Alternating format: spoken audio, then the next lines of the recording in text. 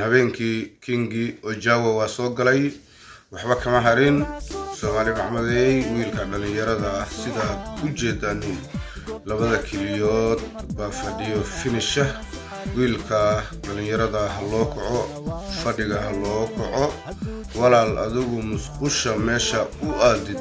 isagu isbitaal u aada musqusha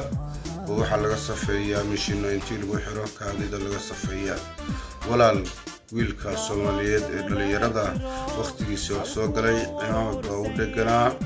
walaal fadhiga uga kac wiilka dhalinyarada waxaan ka codsanayaa inaa walaalayaal fadhiga uga kacdaanin